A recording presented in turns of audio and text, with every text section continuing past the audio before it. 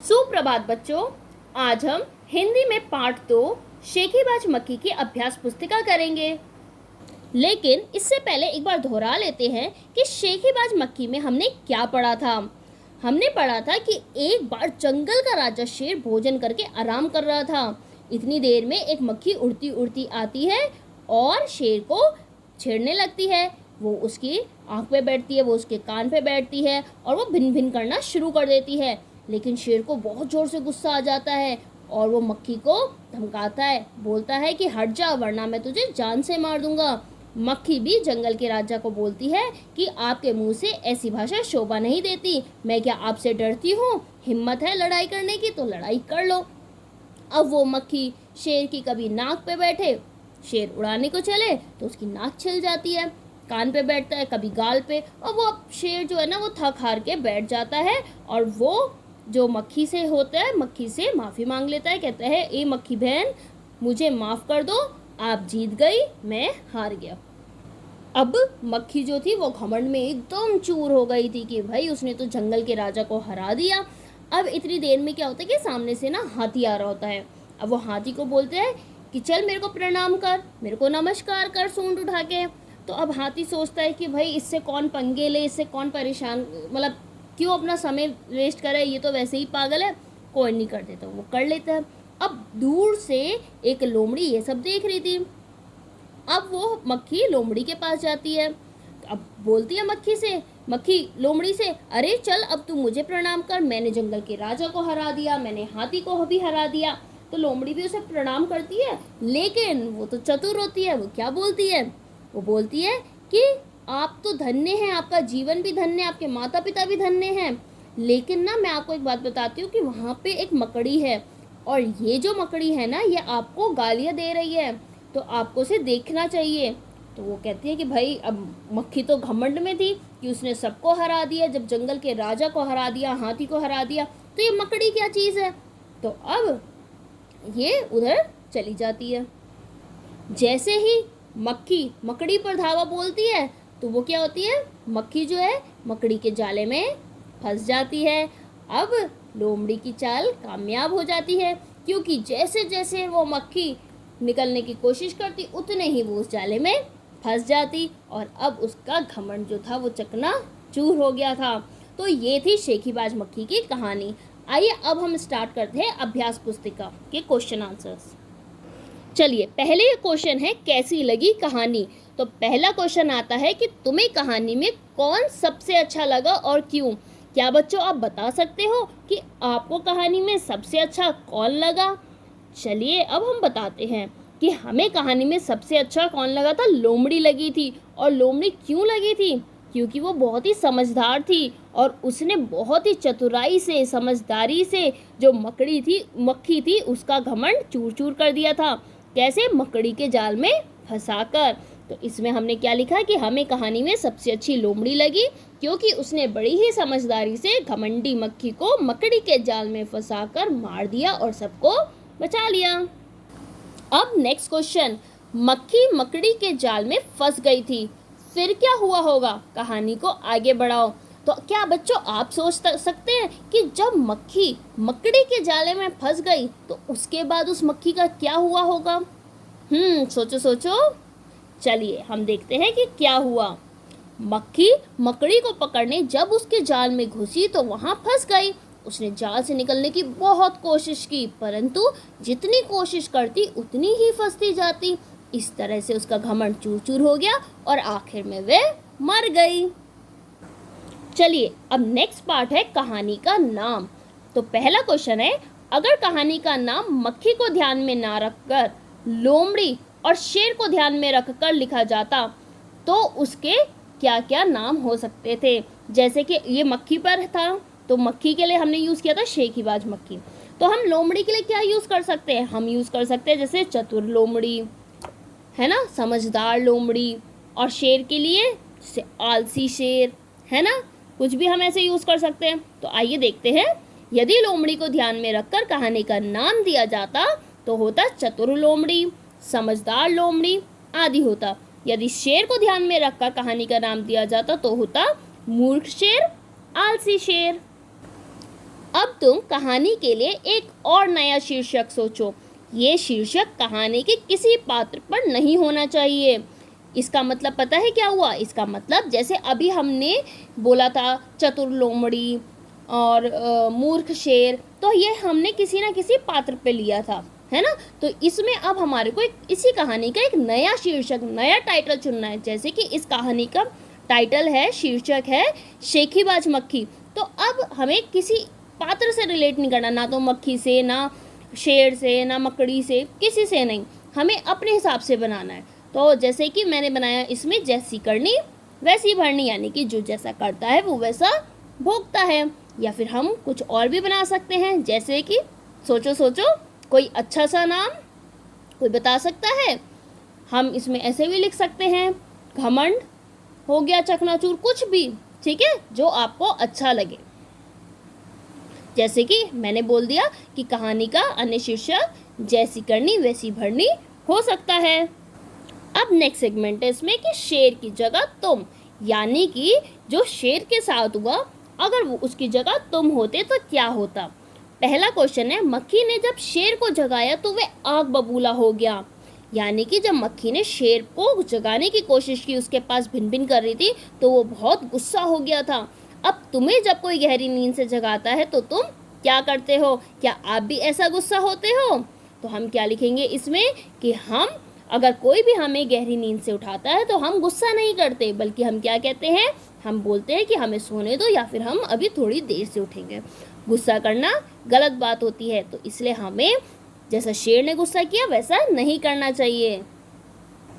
Next है, मक्खी उड़ाते उड़ाते शेर ऊब गया था। तुम क्या करते करते ऊब जाते हो? चलो बच्चों, क्या आप बता सकते हो? अब जैसे कि मुझे पता है कि मैं आपको बहुत सारा काम देती हूँ ना, तो आप काम करते करते भी ऊब जाते होगे, है ना, या फिर पढ़ते पढ़ते, या फिर खाली बैठे बैठे। तो हम यहाँ पे वो काम लिख सकते हैं जिनसे आप ऊब जाते हो करते करते। जैसे कि हम खाली बैठे बैठे ऊब जाते हैं, कभी कभी बहुत देर तक पढ़ते पढ़ते ऊब जाते हैं, कई बार बहुत देर तक खेलते खेलते भी ऊब जाते हैं, और कभी हमारा दोस्त अपनी एक ही बात कई बार सुनाता है तब भी ऊब जाते हैं। ऐसा होता है या नहीं? जब एक दोस्त अपनी वही कहानी बार बार बोलता रहता है, तब हम कहते हैं कि बस भाई अब बंद कर दे ये बात बोलना। होता है कि या नहीं? नेक्स्ट है, मान लो तुम शेर हो, मक्खी ने तुम्हारे साथ जो कुछ भी किया वह लोमड़ी को बताओ। अब शेर ने के साथ जो कुछ हुआ, अब मान के चलो कि आप कौन हो, आप शेर हो। अब मक्खी ने आपके साथ जो जो किया है ना, वो आपको लोमड़ी को अपनी व्यथा सुनानी है, ठीक है। तो हम क्या लिखेंगे, लोमड़ी बहन, शेर क्या कह रहा है, लोमड़ी बहन देखो, इस मक्खी ने मुझे कितना तंग किया हुआ है, इसने मुझे पूरे दिन सोने नहीं दिया, मेरे मना करने पर और तंग कर रही थी। जब मैंने मारने की धमकी दी तो वह लड़ने को तैयार हो गई। वे कभी मेरे माथे, कभी हाथ, कभी नाक, कभी कान पर बैठ जाती। अपने पंजे से उसे मारने की कोशिश करते करते मैं खुद ही घायल हो गया। मैं उससे बड़ा परेशान हुआ, मुझे इससे बचाओ। और फिर क्या किया था? फिर उसने मक्खी बहन को बोल दिया था कि बहन मैं हार गया और आप जीत गई, क्योंकि वो उसे लड़ते लड़ते, मक्खी से लड़ते लड़ते ऊब गया था, परेशान हो गया था। ऐसे ही आप अपने हिसाब से भी लिख सकते हैं। बेटा देखिए, हिंदी में जो भी क्वेश्चन है, ये जो अभी मैंने आपको कहा कि कोई शीर्षक लिखो, या मान लो तुम शेर हो, इसको आप अपने वर्ड्स में भी लिख सकते हैं, ठीक है। नेक्स्ट है, शेर तो भोजन करके आराम कर रहा था, तुम खाना खाकर क्या करते हो? तो पहला है कि आप अक्सर खाना खाने के बाद क्या करते हो। जैसे मोस्टली हम क्या करते हैं, जैसे स्कूल से आते हैं, खाना खाते हैं और फिर क्या करते हैं, आराम करते हैं। तो अक्सर हम आराम करते हैं, यानी कि लेट जाते हूँ, और कभी कभी हम टीवी देखते हैं। तो ऐसा जो आप करते हैं वो लिख सकते हैं यहाँ पे कि अक्सर आप क्या करते हैं खाना खाने के बाद, टीवी देखते हैं, खेलते हैं, जो भी अक्सर, यानी कि जो आप रोज करते हैं, मोस्ट ऑफ द टाइम करते हैं, और कभी कभी जो करते हैं वो लिखना है। अब बताइए, शेर ने भोजन में क्या खाया होगा और तुम क्या क्या खाते हो? अब बताओ, शेर क्या घास या हरी सब्जियां, पत्तियां, ये सब खाता है? नहीं ना, तो शेर ने ज़रूर कोई मांस खाया होगा। अब यहाँ पे हम किसी का भी मांस लिख सकते हैं, जैसे मैंने लिखा यहाँ पे कि हिरण का कच्चा मांस खाया होगा। आपको भी पता है यहाँ पे हमने कच्चा क्यों यूज़ किया, क्योंकि शेर कभी भी उन्हें पका के नहीं खाता है। शेर क्या करता है, शिकार करता है और उनको ऐसे ही खा जाता है। अब बताओ कि आप लोग क्या क्या खाते हो। दाल, रोटी, सब्जी, बहुत कुछ खाते हैं ना। तो हम यहाँ पे लिख सकते हैं जो जो आप खाते हैं वो लिख सकते हैं। और शेर के लिए हम क्या लिख सकते हैं कि वो मांस खाता है, किसी का भी मांस लिख सकते हैं। अब आते हैं हम नेक्स्ट सेगमेंट में। इसमें है किसने क्या कहा। अब नीचे दिए हैं कुछ चित्र। इसमें देखिए, पहले वाले चित्र में मक्खी शेर से कुछ कह रही है। क्या आप सोच सकते हैं मक्खी क्या कह रही है शेर से। और दूसरे में शेर मक्खी से कुछ कह रहा है। क्या आप सोच सकते हैं कि शेर मक्खी से क्या कह रहा है। चलिए पहले वाले में जानते हैं कि मक्खी शेर से क्या कह रही थी। मक्खी कह रही थी कि जंगल के राजा के मुंह से ऐसी भाषा शोभा नहीं देती। और अब आपको लगता है कि शेर क्या कह रहा होगा मक्खी से। कुछ भी सोच के लिख सकते हैं हम। यहाँ पे ज़रूरी नहीं है कि हमें एक सीक्वेंस में चलना है, जो मर्जी हो वो लिख सकते हैं यहाँ पे, लेकिन स्टोरी से रिलेटेड। जैसे यहाँ पे आया कि मक्खी बहन अब तुम मुझे छोड़ो, मैं हारा तुम जीती। चलिए अब इस वाली पिक्चर में देखिए कि एक हाथी है और मक्खी हाथी से क्या कह रही है। हाँ, मक्खी हाथी से क्या कह रही होगी, वो कह रही होगी कि मुझे सूंड उठाकर प्रणाम करो, यानी अरे हाथी मुझे प्रणाम कर, मैंने जंगल के राजा को हराया है। अब नेक्स्ट वाले में देखिए, मक्खी ने किसको पकड़ लिया, अब लोमड़ी को। अब वो लोमड़ी से कुछ कह रही है। क्या आप सोच सकते हैं लोमड़ी से क्या कह रही है। लोमड़ी रानी, लगता है तुम मुझसे डर गई, क्योंकि मक्खी देखो पीछे पीछे है और लोमड़ी आगे भागी जा रही है। तो हम यहाँ पे कुछ भी लिख सकते हैं। नेक्स्ट वाले में देखिए, वहाँ पे एक मक्खी है जो कि जाले में फंस गई है, और एक मकड़ी है और लोमड़ी है। लेकिन लोमड़ी कुछ कह रही है इसमें। क्या आप सोच सकते हैं लोमड़ी क्या कह रही है। देखते हैं। मक्खी रानी, उधर मकड़ी आपको गाली दे रही है, ज़रा उसकी खबर लो ना। तो यहाँ पे हमने ये लिख दिया। आप यहाँ पे कुछ भी लिख सकते हो जो भी आपको समझ में आए। कौन क्या कहानी के हिसाब से बताओ। तो चलो बच्चों, अब आप बता सकते हो कि इस कहानी में घमंडी कौन था। जी हाँ, घमंडी थी मक्खी। और डरपोक कौन था, शेर। चतुर लोमड़ी, और सबसे चतुर वो भी लोमड़ी थी, क्योंकि उसने बड़ी ही चतुराई से मक्खी का घमंड को चकनाचूर कर दिया था। और सबसे समझदार कौन था, हाथी। और आलसी हाथी। आलसी में हम हाथी भी लिख सकते हैं और शेर भी लिख सकते हैं, जो भी आपको सही लगे। नेक्स्ट है भाषा की बात। इन वाक्यों को अपने ढंग से लिखकर बताओ। जैसे पहला है, शेर आग बबूला हो उठा। मैंने आपको बताया था कि आग बबूला का मतलब क्या होता है, यानी कि गुस्सा होना, यानी शेर क्रोधित हो गया। हम इसको ऐसे लिख सकते हैं। नेक्स्ट है, उसकी ज़रा खबर लो ना।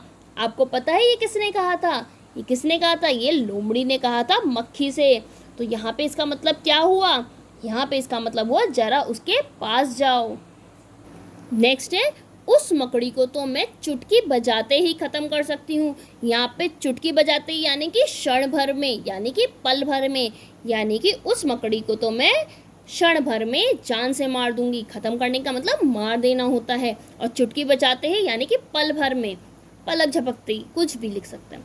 नेक्स्ट है, जंगल के राजा के मुँह से ऐसी भाषा कहीं शोभा देती है। ये किसने कहा था, सोचो, ये कहा था मक्खी ने। किससे, शेर से।